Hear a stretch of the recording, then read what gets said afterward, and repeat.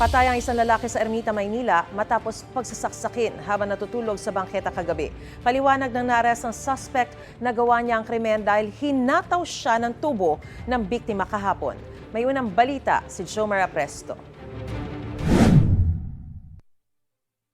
Nakatakbo pa bago tuluyang bawian ng buhay ang 32 anyos na si Romnick Abion sa bahagi ng San Marcelino Street sa Ermita, Maynila pasado alas 10 kagabi. Ang biktima pinagsasaksak daw habang natutulog sa bangketa. Ayon sa barangay, nagsumbong sa kanila ang menor de edad na anak ng biktima na katabi lang niya noong maganap ang krimen. Ang itinuturong na naksak ang lalaking nakaaway raw ng biktima kahapon ng umaga.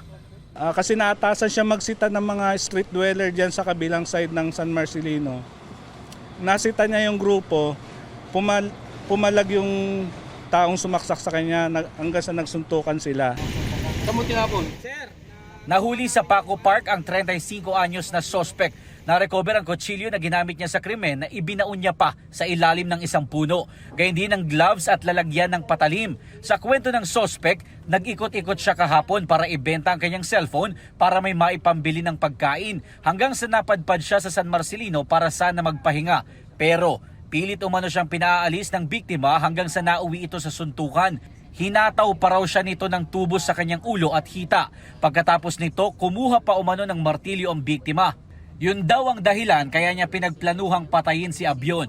Opo, intensyon ko po talaga na balikan siya para mabawasan yung sa kalye. Hindi po ako nagpasisisi kasi ganti ko sa kanya kinursunada niya po ako Wala naman po akong ginagawang masama Nasa kustodiya na ng homicide section ng MPD ang suspect na maharap sa reklamong murder. Nananawagan naman ang kinakasama ng biktima para maipaalam sa mga kaanak nito sa Bicol ang sinapit ni Abion. Kamag-anak lang daw kasi ang pwedeng kumuha sa bangkay ng biktima sa punerarya. Ito ang unang balita, Jomer Apresto para sa GMA Integrated News. Gusto mo bang mauna sa mga balita? Mag-subscribe na sa GMA Integrated News sa YouTube at tumutok sa unang balita.